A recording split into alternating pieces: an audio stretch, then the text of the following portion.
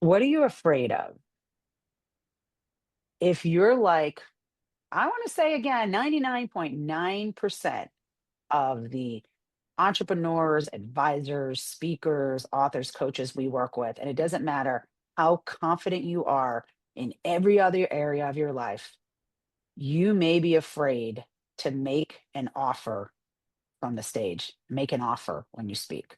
So let's talk, Kwesi, about why it's important to make an offer. But first, let's define what an offer is. So, an offer is simply giving people a next step they can take with you. That's it. It's Mm. giving people a next step they can take with you. I have so much to say on this. We are not going to have all the time I want. I just spent in our we have a program called the Crazy Good Talks Blueprint where we work with groups of entrepreneurs, and we just spent the last 2 months on this subject. But I want to pull some of the nuggets, Quasi, for this short video. So, do you want to jump in first on why Yeah, to make just an offer? the mindset around it too. I love the way you said the next step they can take with you, because a lot of people frame it as, oh, I'm going to ask for their money now, or I'm going Right. to ask them for something, and they're, it's almost like they don't feel they deserve to ask that. And a lot of times, a speaker once told me that if I don't offer something from the stage, I'm almost cheating my audience, because That's right. I've spoken to them for an hour or 90 minutes, and you have people leaning forward in their seats. You've given so much value. Why not offer more?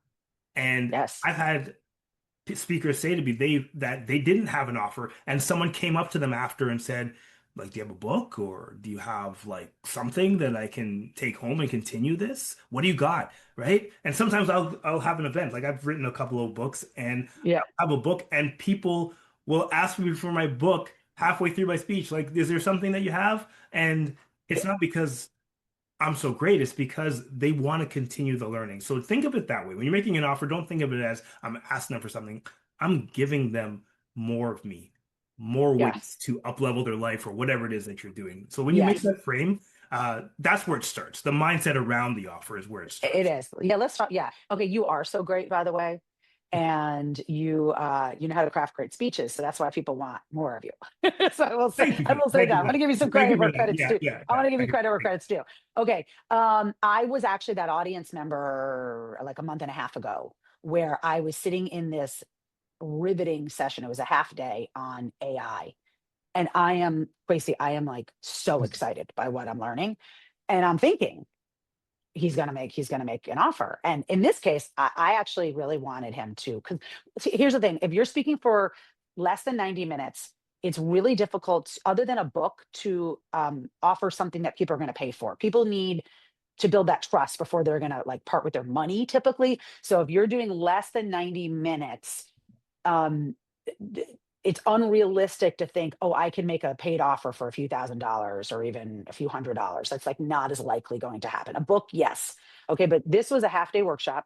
So he had built a lot of trust, and he easily could have made an offer for a couple $1,000s.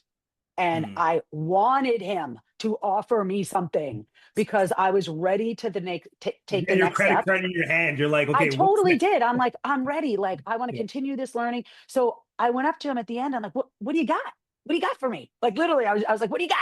And he's like, what do you mean? I'm like, you haven't offered us anything. Why aren't you offering us anything? I want to do more with you. And he's like, well, I didn't really want to make a sales pitch here. I didn't think it was appropriate. And I was like, oh my gosh, that's what so many people think. I get it. I used to think that too.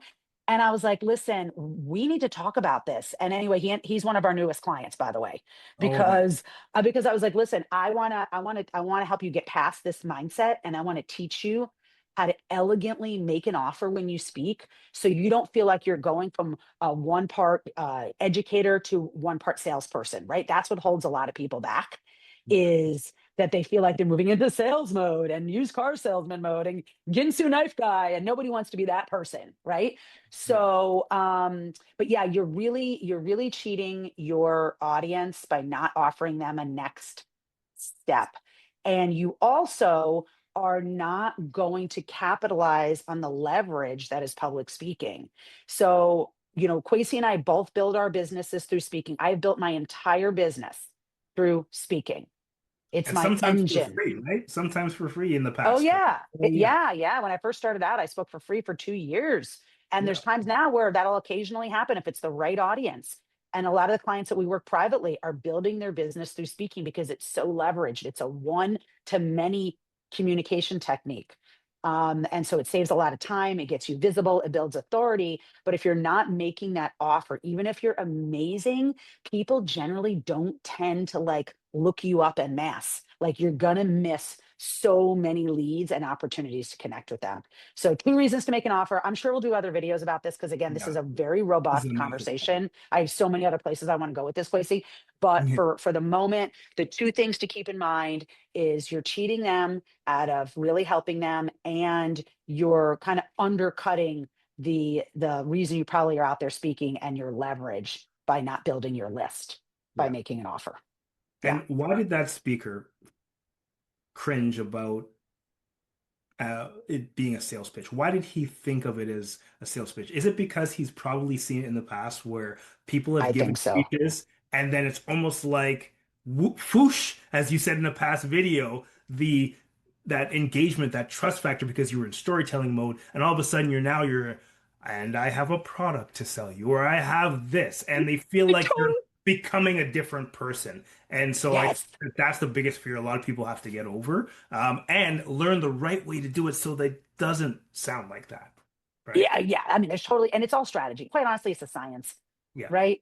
I learned this a lot from our mentor, Craig. I learned a lot from my mentor, Lisa Sasevich. I've learned a lot being out there on my own and tweaking it on myself. But like, I didn't discover this myself. I needed help. You didn't either. I know you needed help, right? And so you need, yeah, if it's not us, get help from somebody because you can do this and it will absolutely make a massive difference on your impact and how much you can help people, but it's going to make a massive impact on your business, on your leads, on your revenue, on all of those wonderful things.